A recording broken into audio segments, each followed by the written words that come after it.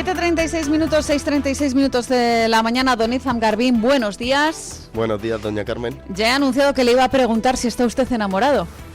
No estoy enamorado, no tengo esa fortuna, esa suerte. Está enamorado de la vida, entonces, que es algo muy importante. Estoy disfrutando de la soltería, soy joven todavía, hombre. Otro como don Gonzalo Sánchez Arjona, una persona también enamorada de la vida, del buen vivir. Claro que sí, porque si nosotros no nos preocupamos por nuestro bienestar, ya les digo yo que los políticos no lo van a hacer.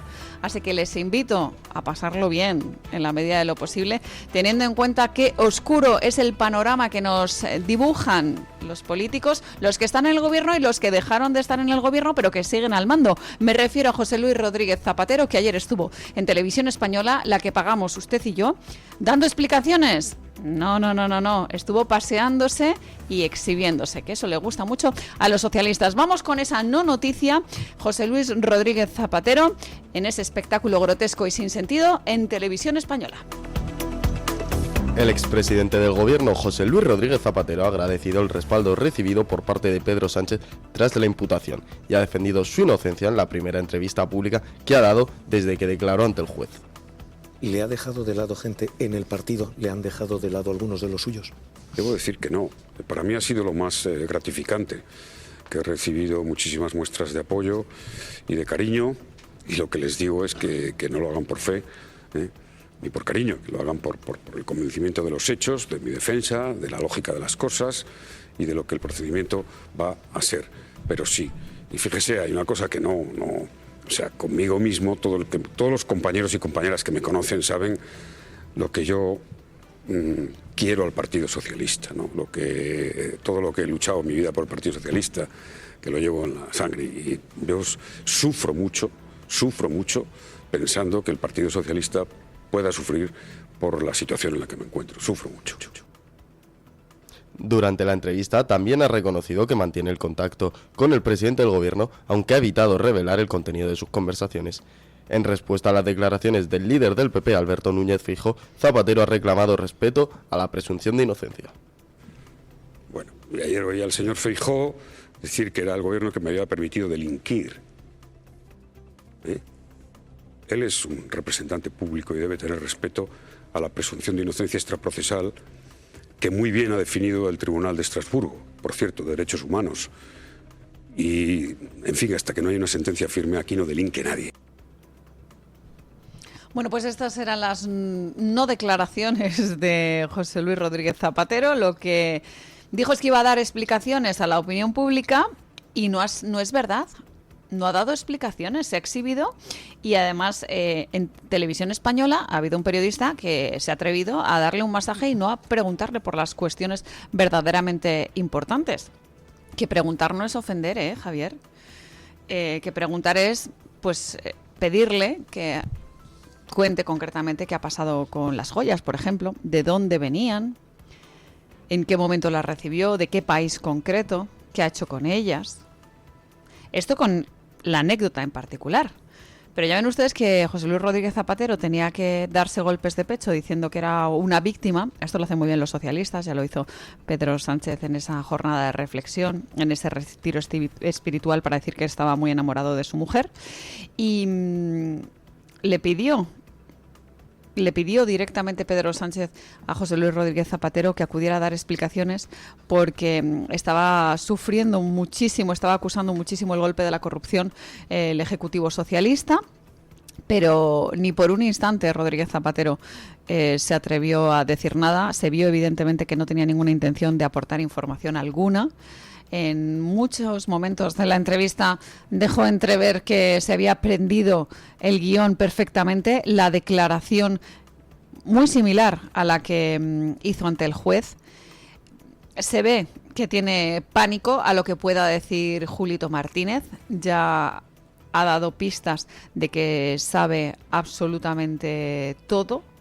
Y de hecho hay un momento en el que dice algo así como que respeta todas las estrategias de defensa, en la que José Luis Rodríguez Zapatero lo que da a entender es que quizás la famosa Gertrudis, la fiel Gertrudis, tenga más información que exhibir. y por eso estuvo tan comedido José Luis Rodríguez Zapatero, que ya saben ustedes, está esperando a que en un momento determinado alguna instancia judicial acabe anulando toda esta causa. Tiene un comodín, que es el del Tribunal Constitucional, que como saben está controlado por Cándido Conde Pumpido.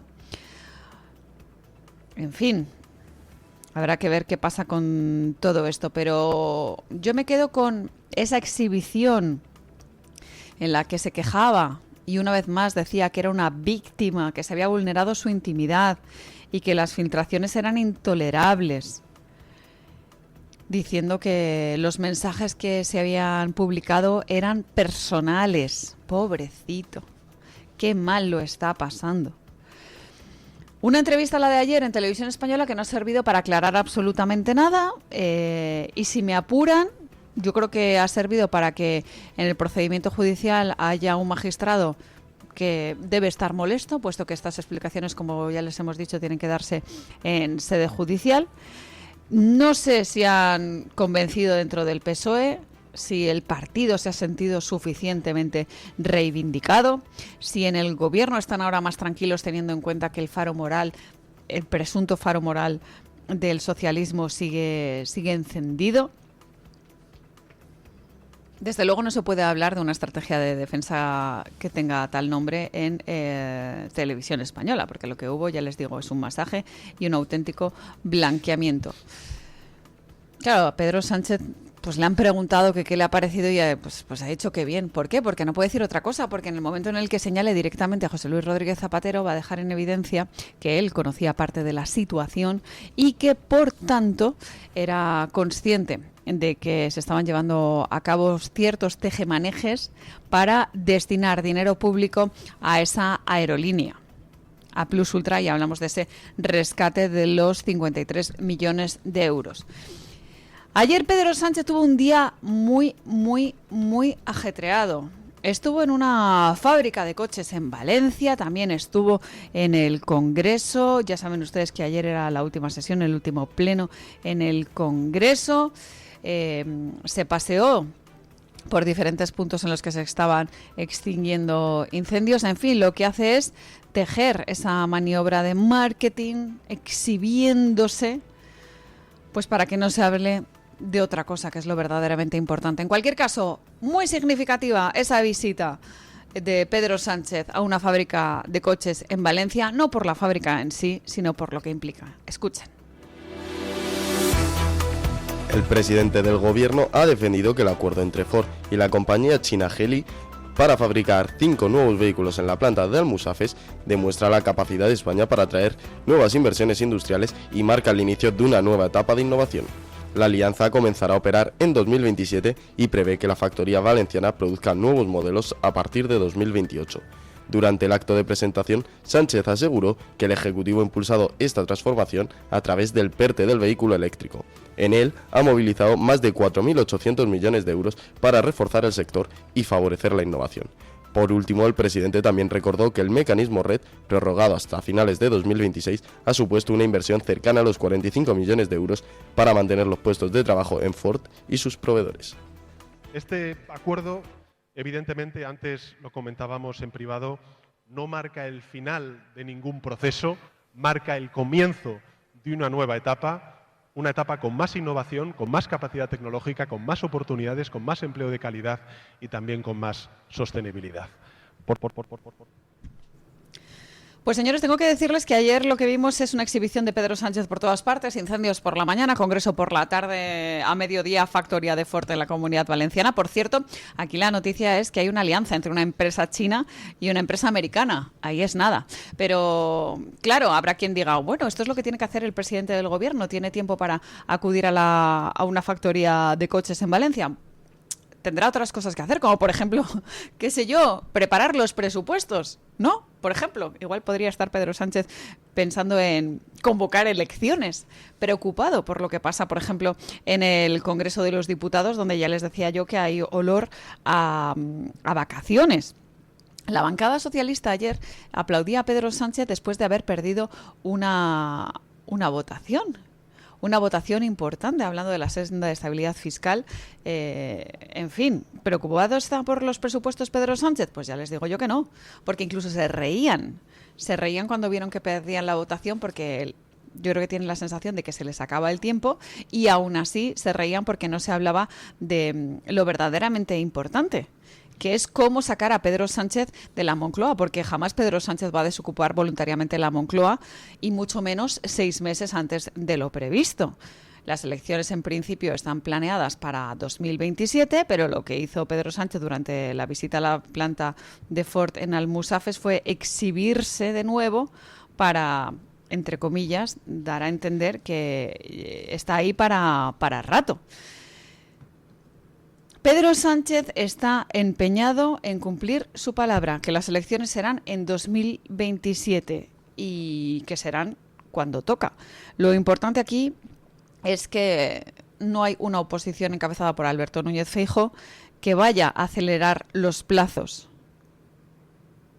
Dijo que iban a ser en primavera, no en verano. Cuando tocan realmente son en verano, porque ya saben ustedes que esta misma semana se han cumplido 3 años de esa anterior elección, la del 23 de julio de 2023. Pero no, van a ser en primavera, y Alberto Núñez Feijóo parece que no tiene ganas de acelerar los trámites, de, en fin, meter una marcha más, de pisar el acelerador. Esta misma semana hemos visto que presentaba una campaña en la que decía que se activaba la cuenta atrás, pero es una cuenta atrás en la que no hay cronómetro, no sabemos cuál es el final, y desde luego ya les digo que no ha puesto mucho interés en pisar el acelerador, teniendo en cuenta que la especialidad de Alberto Núñez Feijóo es la de no hacer nada, sentarse a esperar y pedir que voluntariamente Pedro Sánchez desocupe la Moncloa. Si puede ser antes de lo previsto, pues mejor. Pero ya les digo que la voluntad de Pedro Sánchez es que las elecciones no sean antes de lo que toca. Y ante todo esto, pues como les contaba yo, en el Congreso se tendría que hablar de economía, por ejemplo. Se tendría que hablar de presupuestos. Y sin embargo, Pedro Sánchez está a otra cosa, y además riéndose y felicitándose. El Congreso ha rechazado por segunda vez la senda de estabilidad fiscal propuesta por el Gobierno, un revés que complica la tramitación de los presupuestos generales del Estado para 2027. La iniciativa ha sido rechazada con los votos en contra de PP, Vox, Junts y UPN, mientras que Podemos y Compromís se han abstenido. Tras este nuevo rechazo, el Ejecutivo continuará con la elaboración de las cuentas públicas utilizando una hoja de ruta fiscal más restrictiva para las comunidades autónomas, una opción avalada por la Abogacía del Estado y ajustada a los límites de déficit exigidos por la Unión Europea. La propuesta del Gobierno fijaba un objetivo de déficit del 1,8% del PIB para 2027, 1,6% para 2028 y 1,5% para 2029. Además, también contemplaba un margen de déficit del 0,1% para las comunidades autónomas, equivalente a casi 6.000 millones de euros. Pues se lo hemos contado en muchas ocasiones. Lo que ocurre en el Congreso es que se evidencia pues cómo está en minoría, incluso por parte del llamado bloque de investidura. Pedro Sánchez ya no le soporta ni siquiera a los suyos. Ayer vimos cómo el Congreso rechazaba por segunda vez la senda de estabilidad presupuestaria del Gobierno para el periodo 2027-2029, que votaban en contra el Partido Popular y Vox, que ya se esperaba, pero que se le sumaba Junts en ese nuevo revés parlamentario para el Ejecutivo. Y después veíamos cómo tras esa votación se reían en la bancada socialista y que incluso aplaudían cuando escuchaban a la presidenta del Congreso decir que tengan buenas vacaciones y que descansen, ¿no? Como si hubieran trabajado mucho en estos últimos tiempos. Lo que pasa con esta votación es que elimina el margen adicional de déficit previsto para las comunidades autónomas, y pese a ello el Ministerio de Hacienda mantiene su intención de presentar esos presupuestos generales del Estado para 2027 después del verano. Déjenme que les hable un poquito de ese calendario del que nos hablaron ayer directamente desde el socialismo. Querían presentar unos presupuestos muy expansivos, muy sociales, y que directamente perdieran esa votación. Es decir, se van a volver a exhibir dentro del socialismo como víctimas. Pedro Sánchez había anunciado esos presupuestos más amplios y sociales de la historia.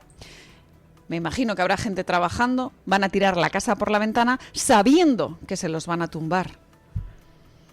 y van a vender que son los presupuestos más generosos, más amplios y buenos de la historia de España y que el PSOE está a favor del pueblo, bla, bla, bla, bla, bla, bla, y exhibirse de nuevo como víctima de pues esa, en fin, falta de entendimiento, de esa falta de entendimiento en el Congreso. Pero tengo que decirles que la realidad de todo esto es que lo que hace Pedro Sánchez es prorrogar unos presupuestos que le son beneficiosos.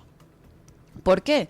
Pues porque, como saben, no se están acometiendo reformas de hondo calado dentro de nuestro país, porque los presupuestos que se están prorrogando son cómodos porque eran bastante amplios, bastante generosos, y esto perjudica a todos los españoles, porque cuanto más alarguemos la toma de decisiones, más grande es el agujero que se está creando en nuestras cuentas. Así que ya lo ven, esa es la agenda que les anuncio yo que tienen encima de la mesa dentro del PSOE. A la vuelta de verano presentar esos presupuestos muy expansivos, muy sociales, muy generosos, y que tras la votación, que podría ser en octubre, noviembre, exhibirse como víctimas.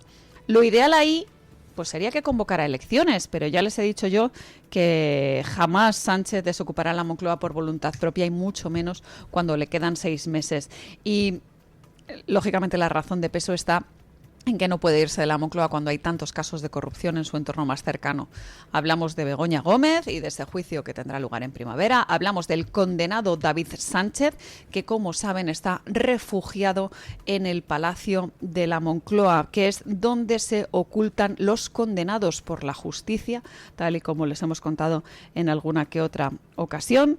Así que, en fin, a Sánchez no le van a sacar de Moncloa, tendremos que sacarlo nosotros, y por eso este mismo domingo he convocado una marcha por la dignidad, convocada por Sociedad Civil Española en Marbella, a todas esas personas que están veraneando en la Costa del Sol. Yo sé que hace muchísimo calor, pero es momento de sudar por España, de mojarse por España y salir a protestar para pedir una convocatoria de elecciones generales para sacar a Pedro Sánchez de la Moncloa. Mientras tanto, terminamos nosotros pues con una noticia de colorín, con algo anecdótico. Les vamos a contar que Begoña Gómez es una ciudadana particular que no puede tener más privilegios que cualquier otro ciudadano. ¿Por qué les contamos esto? Pues por el famoso tema del pasaporte. El juez Juan Carlos Peinado ha advertido a Begoña Gómez y a su asesora en Moncloa, Cristina Álvarez, de que deberán acudir personalmente a recoger sus pasaportes, tras la decisión de la Audiencia Provincial de Madrid de levantar las medidas cautelares que incluían la retirada de estos documentos. La audiencia confirmó que Begoña Gómez será juzgada por un jurado popular por los presuntos delitos de tráfico de influencias y malversación de fondos públicos. En el caso de Cristina Álvarez, el procedimiento continuará únicamente por un presunto delito de malversación después de que el tribunal archivara parte de las acusaciones iniciales. La defensa de Álvarez ha reclamado la devolución inmediata del pasaporte y sostiene que la demora supone una restricción injustificada de sus derechos. En el caso de Begoña Gómez y de Cristina Álvarez, pues pasa que tendrán que acercarse de una manera bastante molesta a recoger su pasaporte a título personal. Esto implica que Cristina Álvarez no tiene cargo público, como ya saben ustedes, y que Begoña Gómez tampoco. Y que, aunque se quería evitar esa presencia pública recogiendo el pasaporte, porque podría ser una mancha, por así decirlo, una nueva mancha en su expediente y exponiéndose de nuevo al juicio de la opinión pública, lo que ha dicho el juez es que de privilegios aquí absolutamente nada, y que como tal tiene que ir a recoger en persona el documento en el juzgado. ¿Puede ser polémica esta medida? No, a mí personalmente me parece bien que, pues eso, que si haces cosas que luego lo tengas que pagar, y si tienes que ir a recoger el pasaporte, que es algo muy molesto, madre mía, tienes que coger un taxi y acudir al juzgado, pues que vayas. Que menos, ¿no? Privilegios aquí ninguno. Lo que pasa es que esta gente que está acostumbrada a ir en Falcon a todas partes, pues en fin, se le debe hacer muy, muy, muy cuesta arriba todas estas cuestiones. En fin, lo que vamos a hacer ahora es irnos a una pausa publicitaria, si no me equivoco. Pero antes tengo una crónica disponible, que es la de Williams Perdomo, si no me equivoco, con la última hora, que nos trae directamente desde Voz Media. Ya saben ustedes que nosotros habitualmente traemos crónica de la información información de Estados Unidos a través de nuestros compañeros de Voz Media, que es el periódico en español para el público hispano de Estados Unidos. Desde Estados Unidos nos trae la última crónica Williams Perdomo a propósito de lo que está ocurriendo allí, poniendo la mirada también en las decisiones de Donald Trump respecto al conflicto en Oriente Medio y respecto a otras cuestiones internacionales como la intervención en Cuba después de la de Venezuela, también un tema que se está hablando a través de las declaraciones de Marco Rubio. Ahora sí, creo que es el momento de escuchar a nuestro compañero Williams Perdomo. Will, muy buenos días. Buenos días, amigos de Mañanas en Libertad. En Voz seguimos informando sobre las noticias más importantes de Estados Unidos y el mundo. En esta oportunidad encontrarán que el mercado laboral del país volvió a sorprender con una señal de fortaleza. Las solicitudes iniciales de subsidio por desempleo cayeron la semana pasada hasta su nivel más bajo en casi 57 años, un dato que apunta a que las empresas continúan evitando despidos y que la economía mantiene una notable resiliencia pese al entorno de altas tasas de interés. Entre tanto, el Servicio de Inmigración y Control de Aduanas y la Oficina de Aduanas y Protección Fronteriza registraron 17.525 arrestos de inmigrantes ilegales entre el 1 y el 11 de julio, lo que equivale a un promedio de 1.593 detenciones diarias. Este promedio representa el mayor ritmo de arrestos registrados desde que el presidente Donald Trump asumió el cargo y supera el récord anterior alcanzado en junio. Estas y otras noticias se las pueden ampliar en nuestra página web voz.us y nuestras redes sociales. Pues muchas gracias, Williams. Y ahora sí, nosotros hacemos la pequeña pausa publicitaria y a la vuelta hacemos repaso de esta semana que ya les digo que ha sido bastante compleja para el entorno socialista, con las declaraciones de Julito Martínez, con la comparecencia de José Luis Rodríguez Zapatero en televisión y con más y más información que tenemos sobre esa corrupción que atañe directamente a Ferraz. En fin, todo esto ya les digo, a la vuelta de publicidad seguimos aquí en la sintonía de Mañanas en Libertad.